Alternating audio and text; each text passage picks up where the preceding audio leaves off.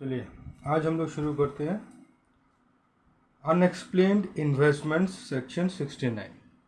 Unexplained investments section 69 where in the financial year immediately preceding the assessment year the assessee has made investments which are not recorded in the books of account if any maintained by him for any source of income, and the assessee offers no explanation about the nature and source of the investments, or the explanation offered by him is not, in the opinion of the assessing officer, satisfactory, the value of the investments may be deemed to be the income of the assessee of such financial year.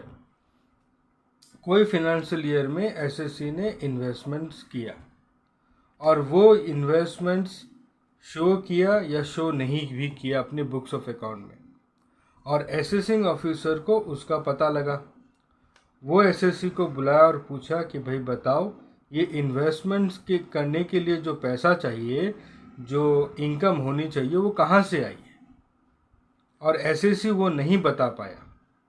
इस case में वो किया गया investments का total जो amount है उसको income माना जाएगा। ये है section 69।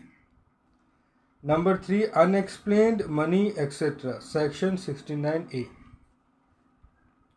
Where in any financial year the SSC is found to be the owner of any money, bullion, jewelry or other valuable article, and such money, bullion, jewelry or valuable article is not recorded in the books of account if any maintained by him for any source of income, and the assessee offers no explanation about the nature and source of acquisition of the money, bullion, jewelry or other valuable article, or the explanation offered by him is not, in the opinion of the assessing officer, satisfactory, the money and the value of the bullion, jewelry or other valuable article may be deemed to be the income of the assessee for such financial year.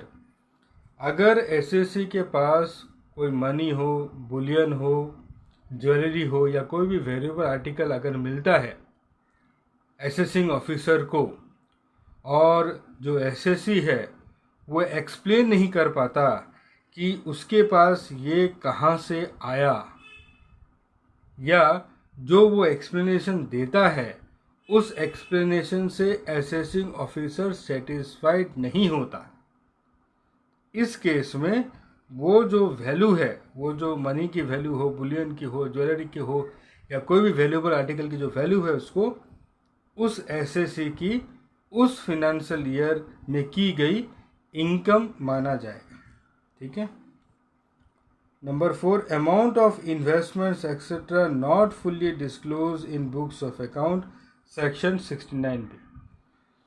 Amount of investments etcetera not fully disclose, पूरी तरीके से disclose नहीं किया in books of account, section 69B, where in any financial year the assessee has made investments or is found to be the owner of any bullion, jewelry or other valuable article, and the assessing officer finds that the amount expended on making such investments or in acquiring such bullion, jewelry or other valuable article exceeds the amount recorded in this behalf in the books of account maintained by the assessee for any source of income, and the assessee offers no explanation about such excess amount, or the explanation offered by him is not, in the opinion of the assessing officer, satisfactory, the excess amount may be deemed to be the income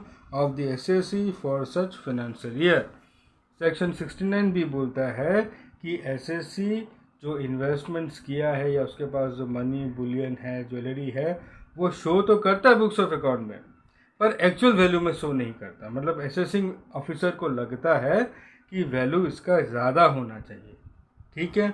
और जो ज़्यादा जो value है, access जो amount है जो होना चाहिए, जो कि एसएससी ने शो नहीं किया, उसकी कोई एक्सप्लेनेशन एसएससी नहीं दे पाता है, या अगर वो कोई एक्सप्लेनेशन देता भी है तो सेटिस्फैक्टरी एक्सप्लेनेशन नहीं होती, असेसिंग ऑफिसर उस एक्सप्लेनेशन से सेटिस्फाइड नहीं होता।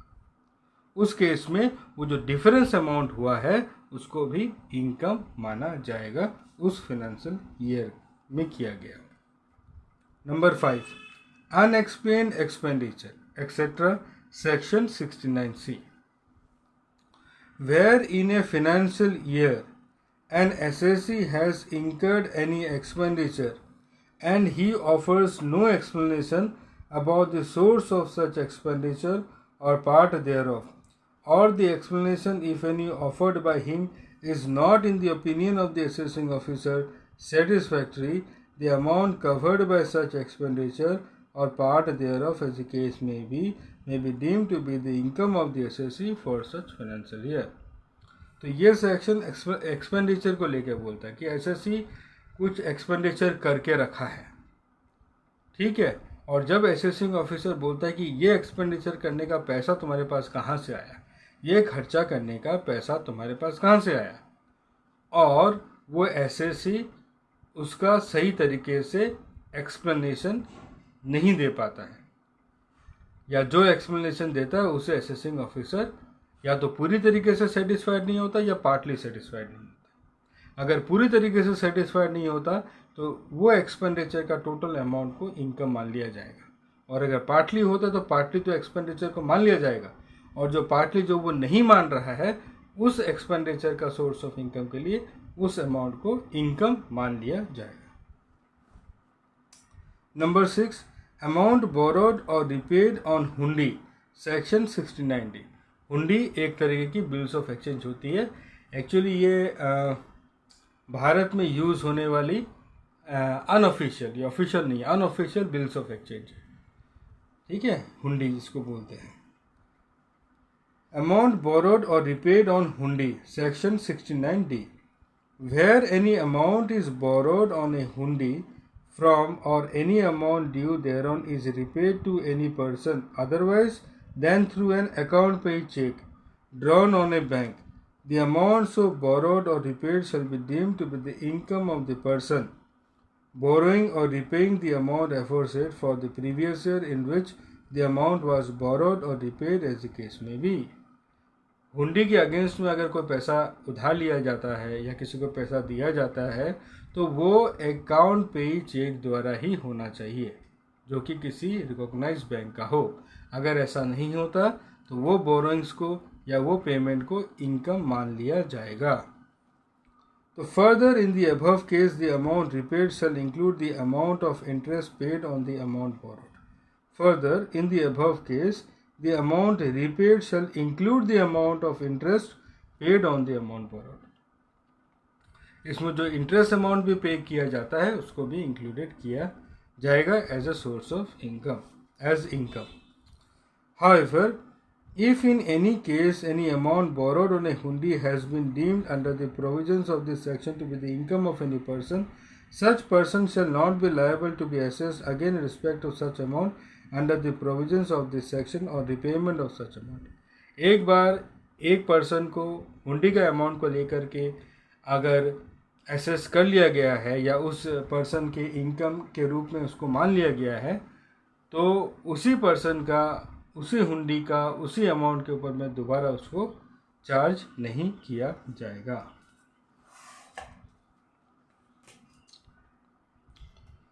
Cases where income of previous year is assessed in the same year, ये बहुत इंपॉर्टेंट है। ये कुछ केसेस है। जनरली क्या होता है, प्रीवियस ईयर की जो इनकम है वो असेसमेंट ईयर में असेस की जाती है, और असेसमेंट ईयर और प्रीवियस ईयर अलग अलग होता है। पर ये कुछ एक एक्सेप्शंस हैं जिसमें प्रीवियस ईयर और असेसमेंट ईयर सेम ही होता है। जो प्रीवियस ईयर है उसी में ही उस एसएससी की इनकम को एसेस कर लिया जाता है। चलिए देखते हैं। Cases where income of previous year is assessed in the same year as a normal rule the income earned during any previous year is assessed or charged to tax in the immediately succeeding assessment year। ठीक है. However, in the following circumstances, the income is taxed in the same year in which it is earned. Therefore, the assessment year and the previous year in these exceptional circumstances will be the same. These exceptions have been provided to safeguard the collection of taxes so that assessees who may not be traceable later on are not allowed to escape the payment of the taxes. The exceptions are as follows. जो exceptions है उसको हम लोग एक एक करके देखते हैं. Non-resident shipping business section 172. Non-resident, resident, resident and ordinary resident and not ordinary resident, ये सब हम लोग आने वाले चैप्टर्स में पढ़ेंगे कि क्या होता है, इसका कैलकुलेशन कैसे किया जाता है. अभी इसे इतना देखते हैं. Point number 1, non resident shipping business section 172. A non-resident who is carrying on a shipping business and earns income from carrying passengers, livestock, goods from a port in India will be charged income tax before the ship is allowed to leave the Indian port. Therefore, before the ship leaves the Indian port, the master of the ship is under an obligation to furnish a return of the full amount earned on account of the fare and freight, including the amount paid or payable by way of demurrage charge or handling charge, or any other amount of similar nature, and pay the tax accordingly. In this case, 7.5% of the amount of fare, freight, charge, etc. shall be deemed to be income of such assessee on which the income tax will be charged. Therefore, in this case, the tax is chargeable on the income in the same year in which it is earned. तो पहला वाला जो section 172 है, ये वो बताता है कि कोई नॉन रेसिडेंट है जो कि शिपिंग बिजनेस करता है और भारत में भी करता है. तब वो जो शिप है वो शिप से जो इनकम उस नॉन रेसिडेंट को होती है in the form of passengers से जो भाड़ा लेता है, लाइव स्टॉक से जो भाड़ा लेता है, सामान को ले जाने का जो भाड़ा लेता है, तो उसके ऊपर उसको पहले टैक्स देना पड़ेगा, तभी वो भारत को छोड़ करके जा सकता है. तो इसमें क्या होगा, जो शिपिंग का जो मास्टर है वो रिटर्न फाइल करेगा और रिटर्न फाइल करने में वो शो करेगा कि भारत में उसको कितनी इनकम हुई है पैसेंजर से, लाइव स्टॉक से, गुड्स से, इसमें डेमरेज चार्जेस वगैरह सब वो इंक्लूड करके वो टोटल रिटर्न को फाइल करेगा.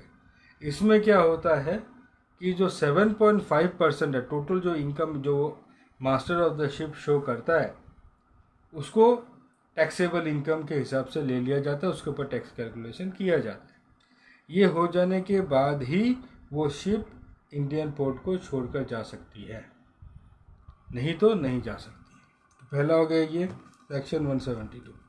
दूसरा, assessment of persons living India section 174.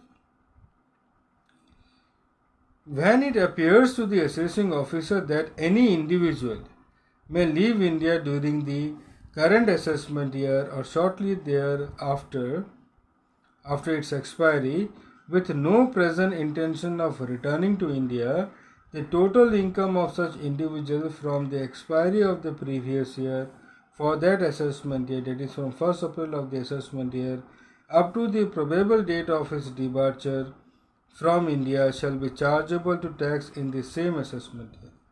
However, the total income of each completed previous year or part of any previous year included in such period shall be chargeable to tax at the rate or rates in force in that assessment year, and separate assessment shall be made in respect of each such completed previous year or part of any previous year. In this case, the assessing officer may estimate the income of such individual for such period where it cannot be readily determined in the manner provided in the Act, for the purpose of making an assessment for such income, the assessing officer may serve a notice upon such individual requiring him to furnish within such time, not being less than 7 days, as may be specified in the notice, a return in the same form and verified in the same manner as prescribed in section 142(1)(1). तो ये individual को लेकर के है। अगर assessing officer को ये लगता है कि कोई इंडिविजुअल जो भारत छोड़ के जा रहा है वो हमेशा के लिए छोड़ के जा रहा है, वो वापस नहीं आएगा, तो वो असेसिंग ऑफिसर उस इंडिविजुअल को बोल सकता है कि भाई तुम अपना रिटर्न फाइल करो, अगर टैक्स निकलता है तो टैक्स पे करो, उसके बाद ही तुम भारत छोड़ के जा सकता है। तो यही चीज़ इसके अंदर में बोली गई है। बाकी यही है कि जो रिटर्न होगा वो जितना भी साल का वो रिटर्न फाइल नहीं किया उसको फाइल करना पड़ेगा, और जो असेसमेंट ईयर का टैक्स स्लैब है उस हिसाब से इसको टैक्स देना पड़ेगा। यही है। इसमें कुछ एक एग्जांपल है, एग्जांपल देख लेते हैं। Example 1, R wishes to migrate to USA, ठीक है, permanently and plans to leave India on 15/11/2003, ठीक है। He submits his return for assessment year 2003-4 on 31/7/2003। Assessment year 3-4 का मतलब प्रीवियस ईयर हो गया 2-3, ठीक है। The assessment of which is still pending, उसका असेसमेंट अभी भी पेंडिंग है, ठीक है। इन this case the assessing officer will make 2 assessments, में वो 2 असेसमेंट करेगा, एक तो वो लास्ट ईयर का, एक वो करंट ईयर का। Regular assessment for previous year income of 2002-3 at the rates applicable for assessment year 2003-4। 3-4 का जो रेट है उस हिसाब से असेस करेगा। और number B, assessment of income of the period 1/4/2003 to 15/11/2003, ये करंट ईयर हो गया। इधर एक्चुअल और एस्टिमेटेड बेसिस, एक्चुअल बेसिस में होती है, एस्टिमेट बेसिस में भी कर सकता है। And tax should be levied on such income in the assessment year 2003-4, but at the rates given under Part 3 of first schedule of Finance Act 2003, that is at the same rates which are given for advance tax for financial year 2003-4। और जो rate किस rate से लगेगा, वो rate से लगेगा जो finance act 2003 का शेड्यूल 3 में मेंशन्ड है, ठीक है। Example 2, on 15/3/2004, while making the assessment of assessment year 2003-4 of R, a foreign national who was resident in India for several years, the assessing officer came to know that R shall leave India on 14/4/2004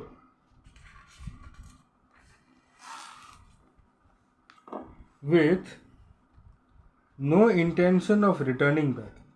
In this case, besides making the assessment for assessment year 2003-4, the assessing officer shall make 2 more assessments as under: assessment of income of previous year 2003-4, assessment of income for the period 1/4/2004 to 14/4/2004. For making these 2 assessments, tax shall be chargeable at the rate applicable for assessment year 2004-5 given in Part 3 of the first schedule of the Finance Act 2003, ठीक है।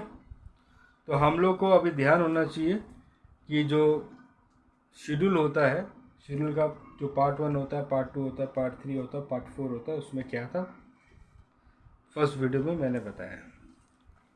अब आइए number 3, assessment of association of persons of body of individuals और artificial juridical person form for a particular event और purpose, कोई particular event या particular purpose के लिए जो फॉर्म होता है, सेक्शन 174A, 172, 174 और ये है 174A, where it appears to the assessing officer that any association of persons or a body of individuals or an artificial juridical person formed or established or incorporated for a particular event or purpose is likely to be dissolved in the assessment year in which such association of persons or body of individuals or artificial juridical person was formed or established or incorporated, or immediately after such assessment year, the total income of such person or body of or juridical person for the period from the expiry of the previous year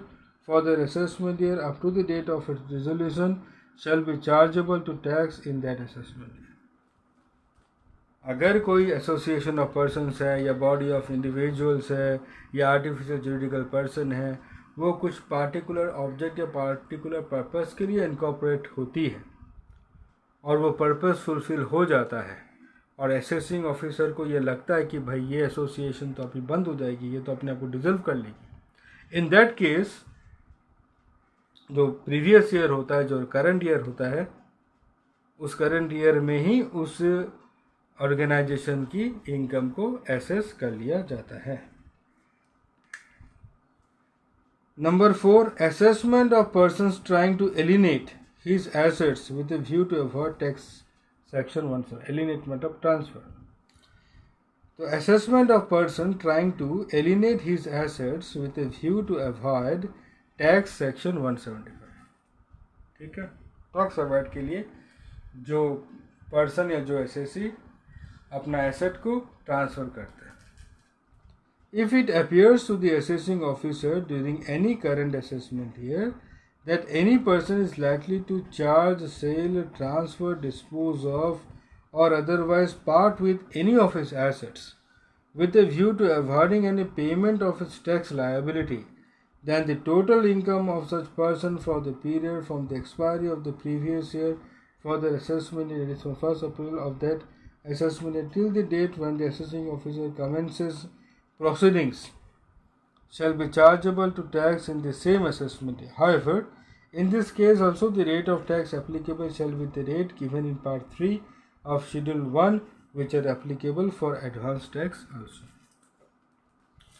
अगर assessing officer को ऐसा लगता है कि कोई भी individual, कोई भी एसएससी करंट ईयर में एसेट को ट्रांसफ़र कर देगा सेल के रूप में, गिफ्ट के रूप में, वटेवर, और उसका मेन मकसद है टैक्स को अवॉइड करना, in that case assessing officer proceeding शुरू कर सकता है और वो इनकम निकाल सकता है from the starting of the current year till the date when he has started the legal proceedings against the individual. वो जो पीरियड है उस पीरियड का इनकम निकाल करके टैक्स लायबिलिटी निकाल सकता है।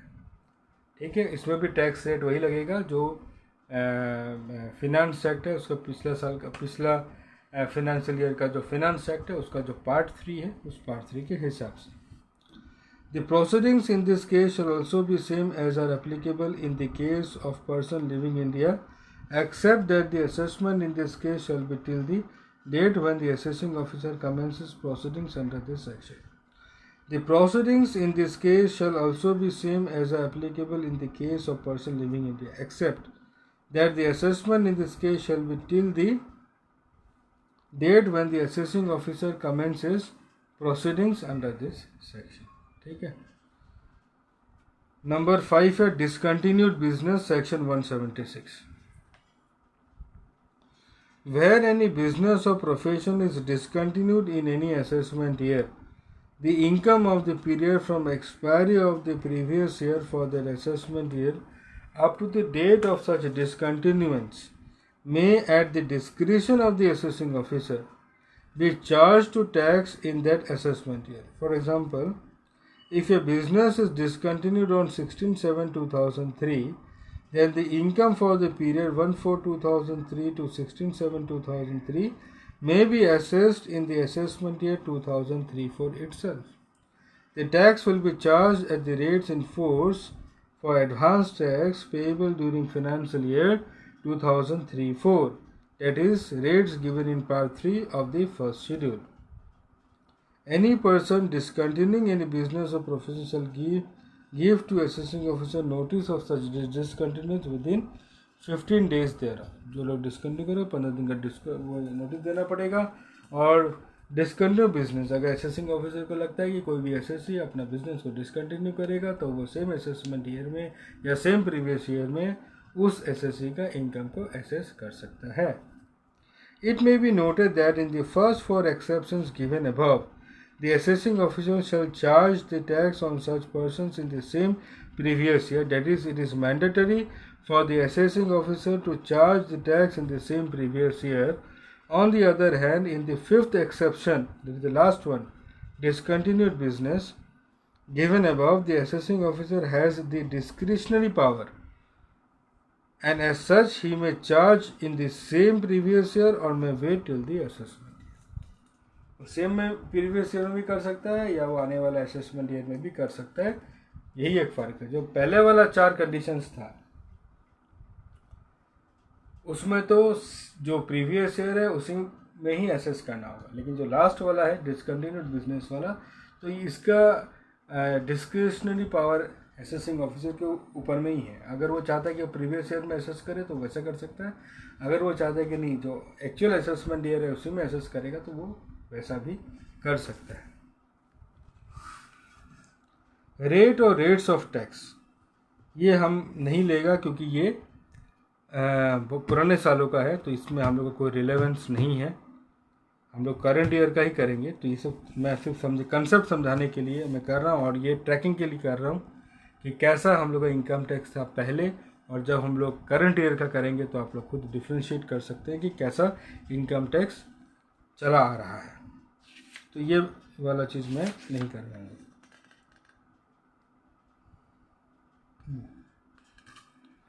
Charge of income tax.